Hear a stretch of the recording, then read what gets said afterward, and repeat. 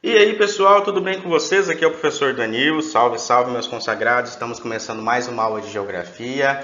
Esse é um tema específico para o sétimo ano, a qual nós vamos estudar hoje sobre a formação e regionalização do território brasileiro. Vou trazer um resumo sobre o tema, lembrando que é importante para que haja a melhor compreensão, o melhor aprendizado, a leitura do texto, pois o texto ele ajuda a complementar o assunto. Lembrando que na videoaula eu tento fazer de forma bem resumida, para que não fique tão grande, para que não fique tão cansativo, ok? Então eu busco resumir ao máximo aqui, trazer os pontos importantes. Então a leitura dos textos de apoio, né, é importante.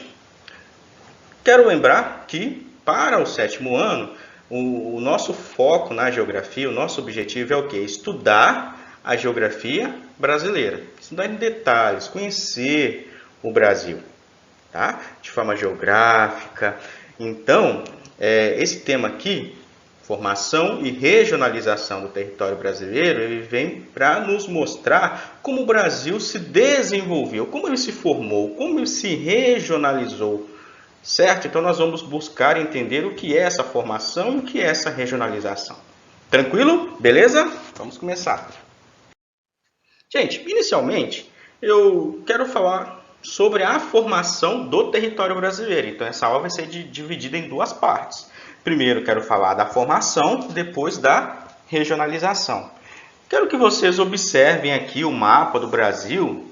Isso é muito importante que vocês observem, ó, aqui o mapa do Brasil, onde está coloridinho, né? Ó, os contornos ali do nosso país nem sempre foram como atualmente. Então, hoje o Brasil, o contorno, né, os limites, as fronteiras do Brasil, nem sempre foram assim. Hoje é assim. Mas o Brasil, se a gente for analisar, ele já foi, o seu território foi muito menor que esse. E nós vamos ver hoje. O texto ele vai dizer aqui, ó, no ponto 2, ó, que muitas terras que pertencem atualmente ao Brasil foram conquistadas em guerras, acordos, tratados e comprados de outros países. Então, durante todo o processo histórico do Brasil, de formação do território brasileiro, houve o quê? Guerras, houve acordos, tratados, compras com outros países de território, a fim de aumentar o território brasileiro. Tranquilinho? Beleza? Seguindo aqui, ó. Vou voltar lá nos tempos. Talvez a gente pode dizer da conquista, ou ocupação, ou invasão, né? Ou descobrimento. Nos livros ele vai falar ali sobre o descobrimento do Brasil. Mas vamos voltar lá nos primórdios, onde não existia ainda o Brasil, né? O texto ele vai dizer o seguinte, ó. Quando chegaram ao território brasileiro, os portugueses encontraram aqui diversos povos que habitavam esse espaço, né? E esse espaço havia milhares de anos. Então, o que isso significa, professor? Quando os portugueses chegaram onde hoje é o Brasil, eles encontraram diversos povos que viviam aqui. Não era um espaço vazio. Já tinha cultura, já tinha populações, né? Muitos historiadores vão dizer que já havia milhões, né, milhares a milhões de povos nativos vivendo aqui antes dos portugueses chegarem, antes dos espanhóis chegarem, né, na região onde hoje é o Brasil. Um desses povos mais conhecidos ali, ó, até destaquei aqui para vocês, ó, os povos Aruaque, os tupis guaranis, né, e o Dje, eu acho que é assim que se pronuncia, né, Dje. Então, os portugueses chegaram ali.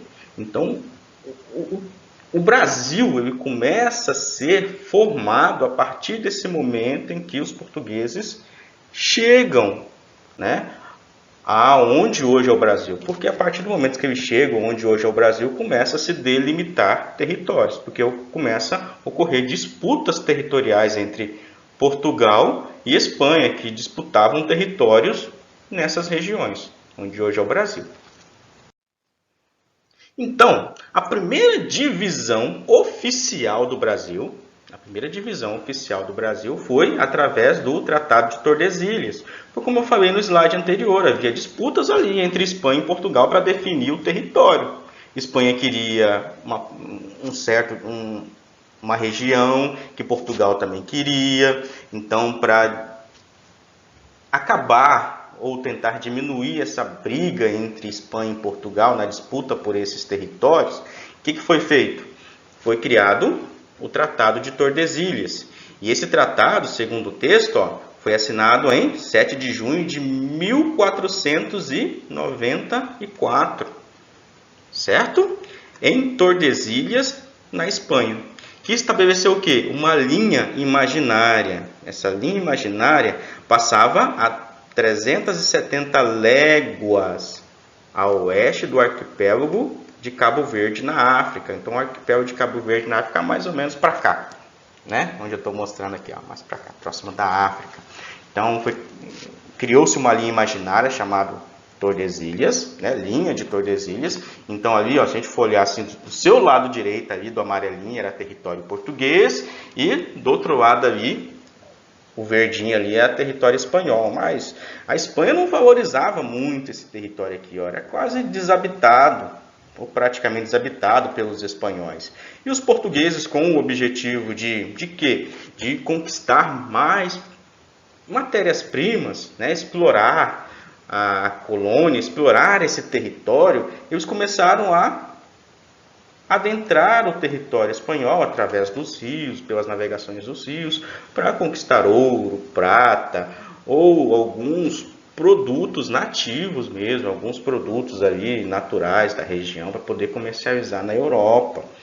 E os portugueses começaram a ocupar, construir vilas, construir cidades, e os espanhóis nem perceberam muito. Um pouquinho mais para frente que os espanhóis perceberam que estava cheio de portugueses vivendo aqui.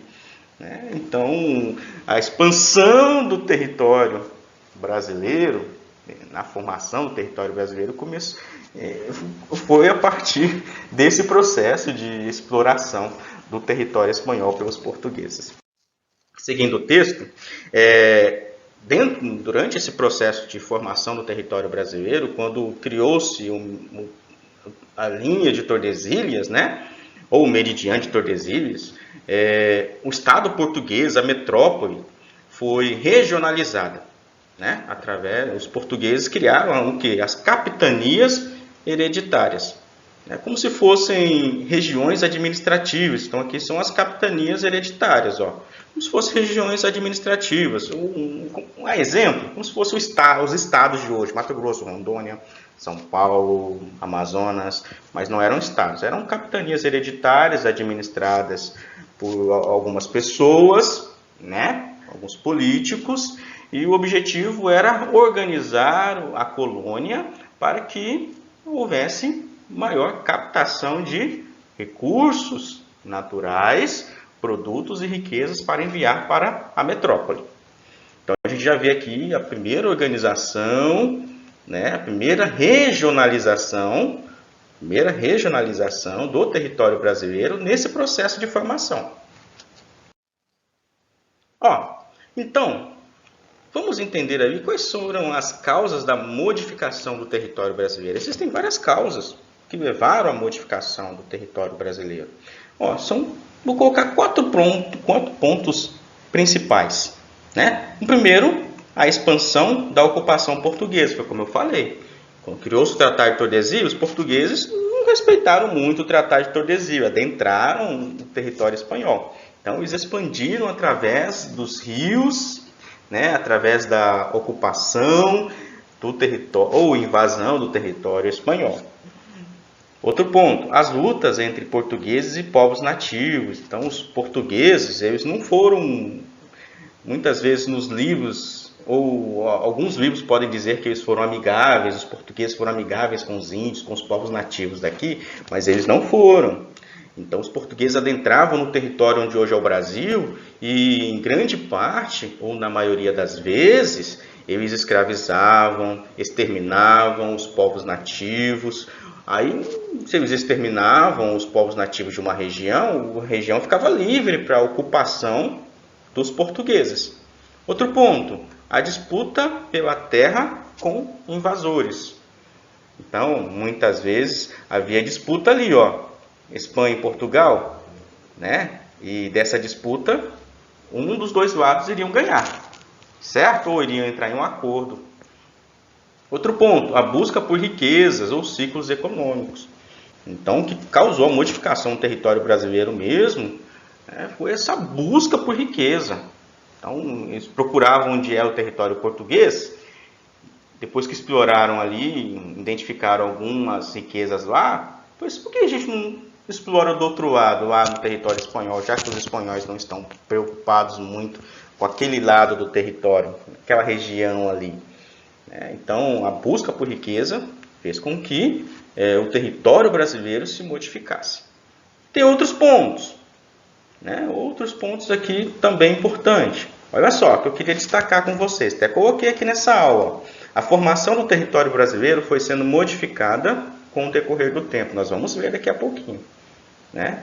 Então, desde o surgimento até atualmente, houve a formação do território brasileiro foi sendo modificada conforme o passar do tempo. Alguns estados foram anexados de outros países, por exemplo, o estado do Acre. O estado do Acre foi comprado pelo Brasil e foi anexado ao território brasileiro, mas pertencia à Bolívia. E vários estados da federação foram criados e divididos. Então, o estado em que nós moramos hoje, ele foi criado em um certo período de tempo, atrás que ocorreu. Nós vamos ver isso. Seguindo aqui, ó. Então vamos analisar ali o desenvolvimento, a expansão do território brasileiro.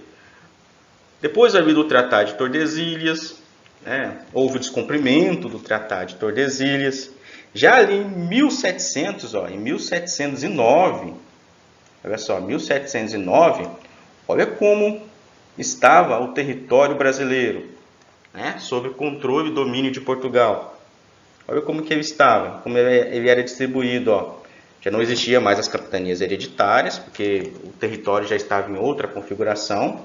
Existia outras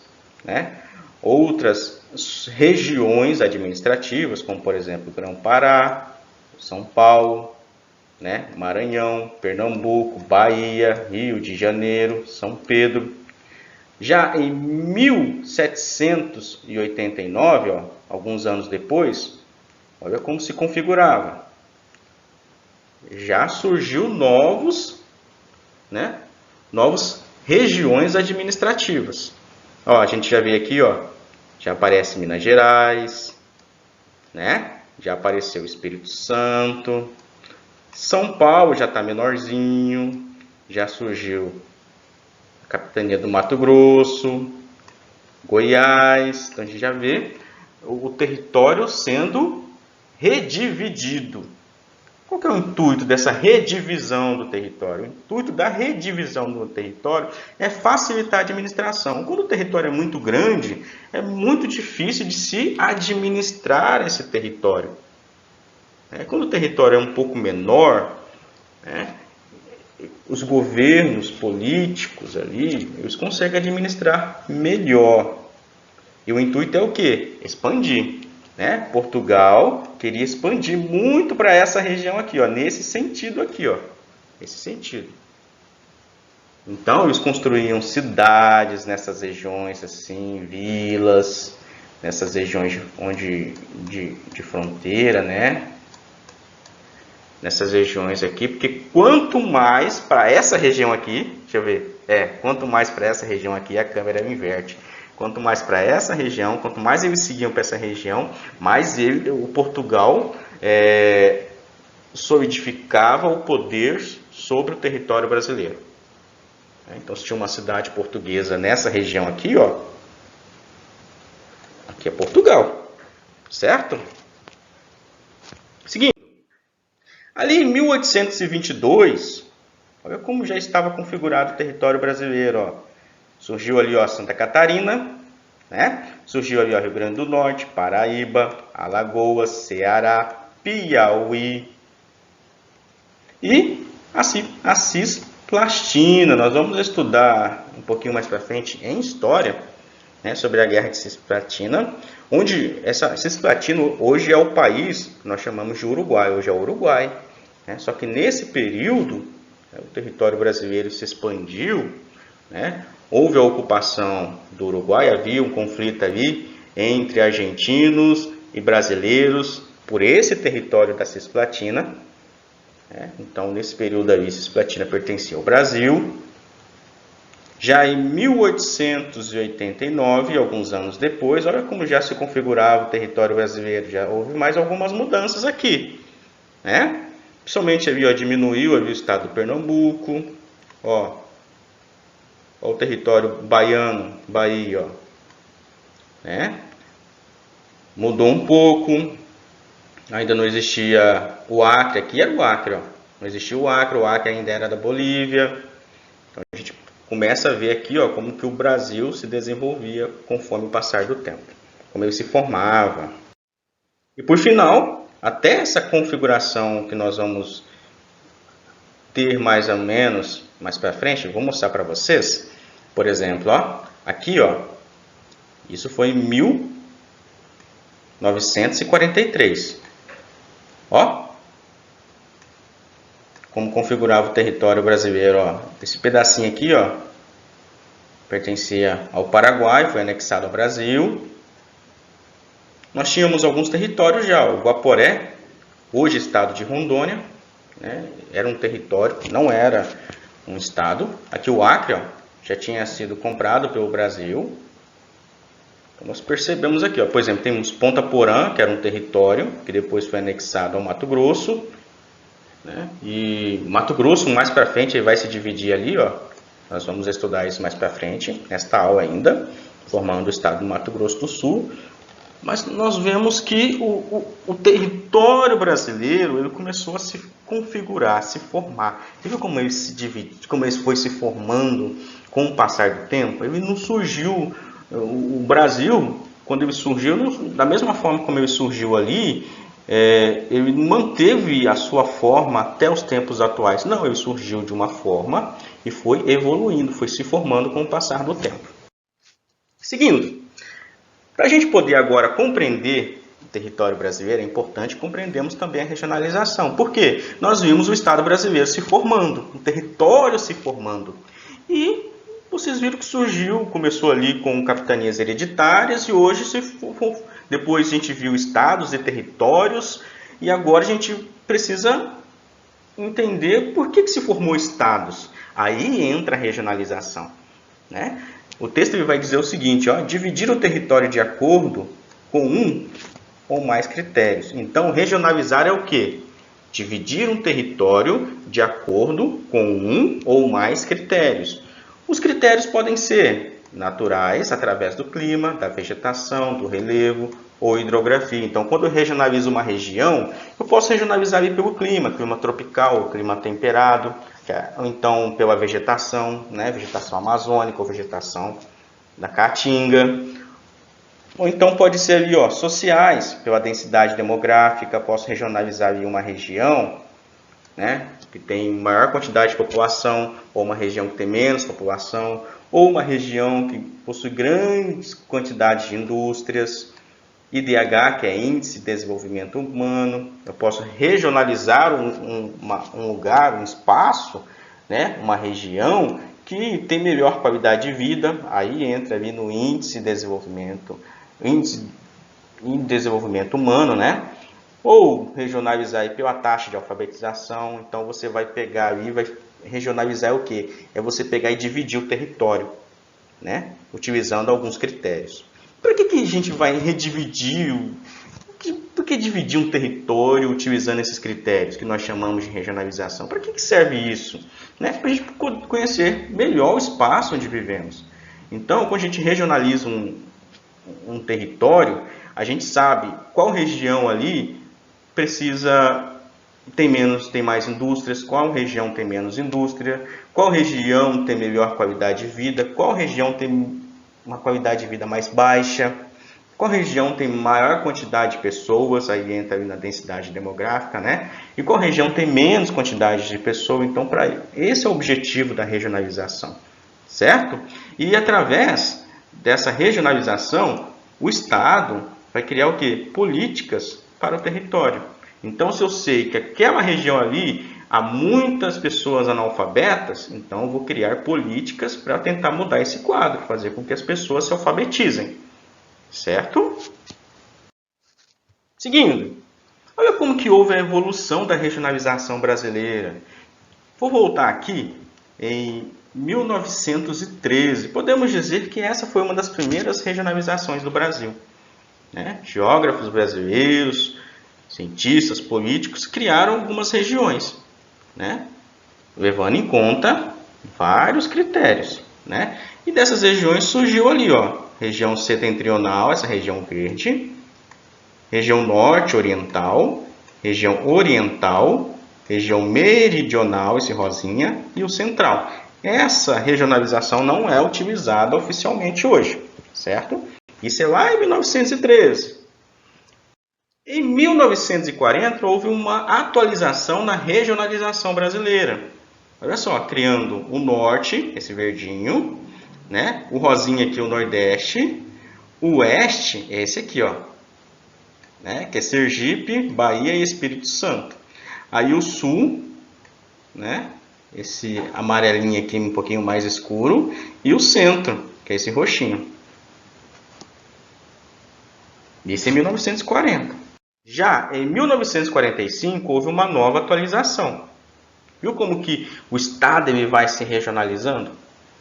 Por quê? O estado vai mudando, as populações vão circulando pelo território brasileiro, culturas vão se formando, se consolidando, e o estado precisa entender cada região e dividi-la e separá-la por interesse. Regiões com maior população, menor população, com melhor qualidade de vida, menor qualidade de vida, com mais indústrias, com menos indústrias, com base nos recursos naturais. Essa região aqui é a região de floresta amazônica, essa é a região de cerrado.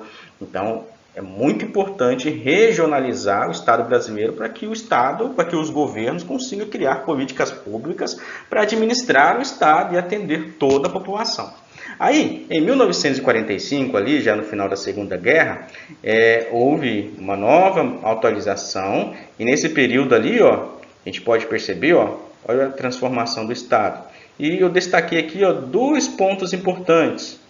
Nesse período, eles criaram, houve a criação do território federal de Fernando de Noronha, que é o arquipélago de Fernando de Noronha aqui, Eles criaram o território de Fernando de Noronha e a criação dos territórios federais do Amapá,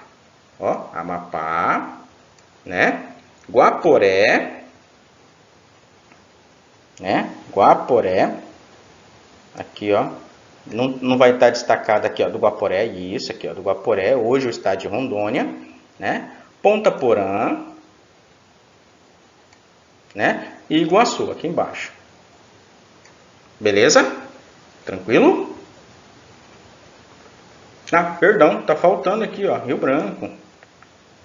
Tá bem pequenininha a letra para mim, peço desculpas, tá? Aí, Rio Branco. Então, formou-se esses territórios, não eram estados, e sim territórios administrados pelo governo federal. Tranquilo? Os demais aqui eram estados, Tinham governadores, tinha toda uma estrutura política. Tranquilo? Em 1970, olha só como o Estado se organiza. Já houve alguma mudança. Vou destacar aqui dois pontos importantes. Elevação do território federal do Acre para a categoria do Estado. Então, o Acre deixa de ser território e passa a ser Estado. Passa a ter um governador, passa a ter uma estrutura política. Mudança na denominação do território do Rio Branco para território federal de Roraima. Então, aqui, Roraima se torna... Tem uma mudança de nome ali, De território federal de Rio Branco para território federal de Roraima. Uma mudança só de nome nesse período. Em 1990, olha só, em 1990, alguns anos atrás, o Brasil ele passa por uma nova atualização. E essa é a atualização utilizada até hoje. Certo?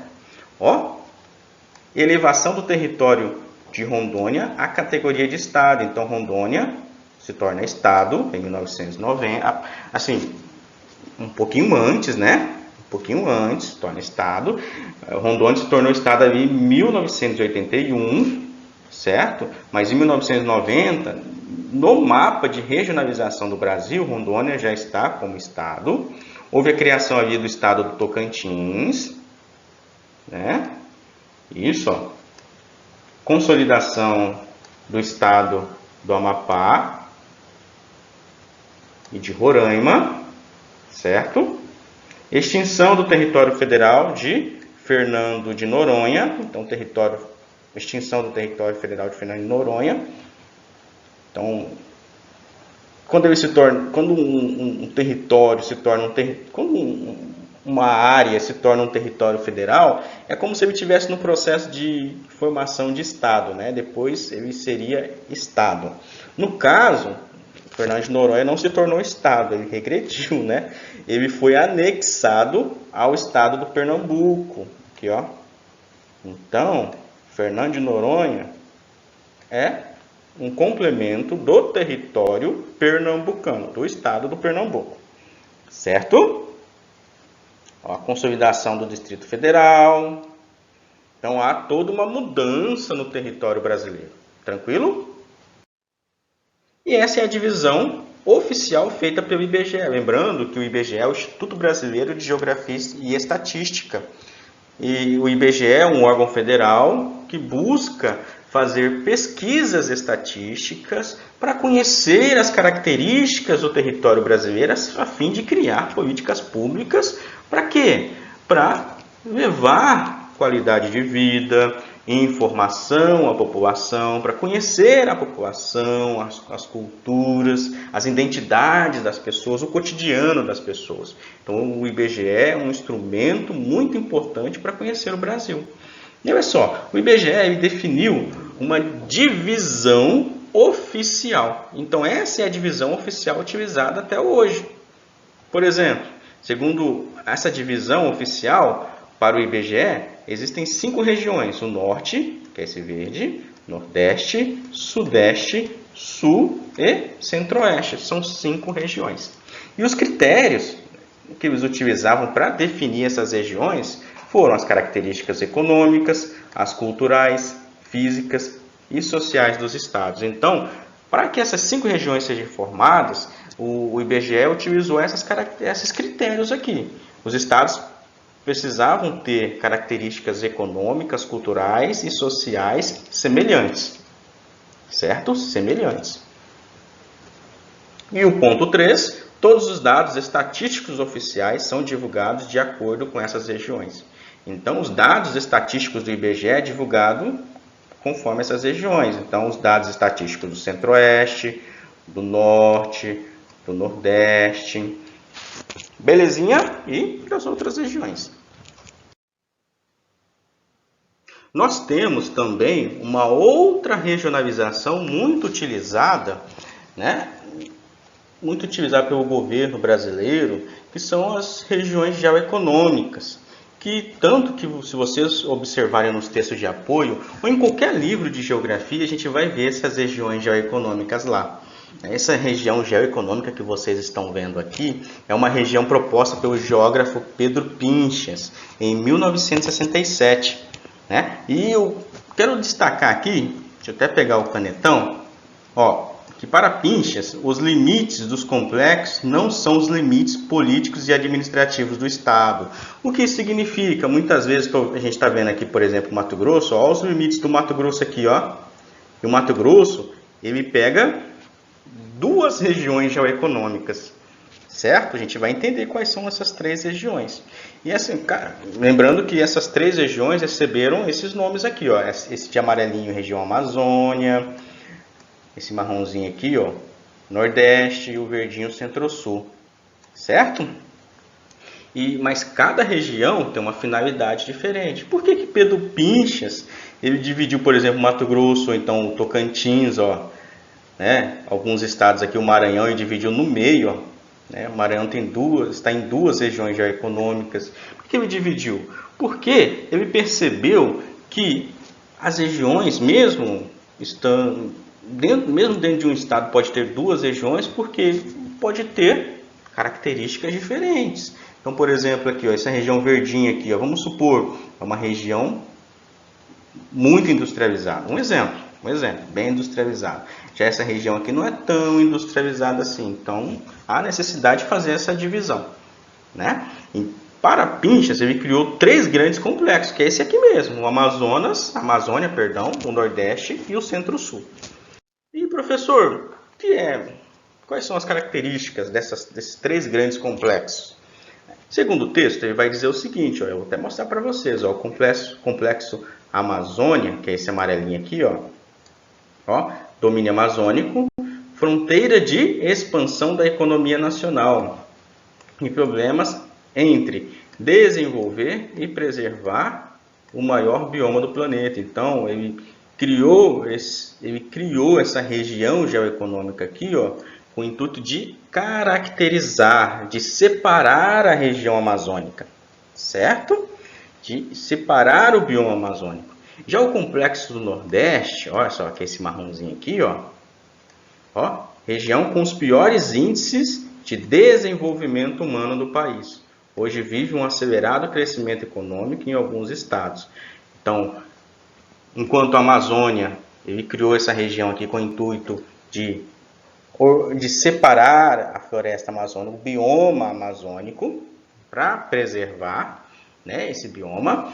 Ele regionalizou ali essa região, criando o Nordeste, para quê? Para dizer que é uma região ali com os piores índices de desenvolvimento humano, de qualidade de vida, né? E que hoje passa por um acelerado crescimento econômico, está uma região em desenvolvimento, né? Já o Centro-Sul, que é esse verdinho aqui, ó, que é o complexo Centro-Sul, é o coração econômico do Brasil. Então a economia do Brasil concentra-se nessa região, né? Representa o que? A integração do Sudeste industrial e financeiro com o Sul agrícola e industrial. Possui também graves problemas sociais como violência, poluição ambiental e falta de moradia.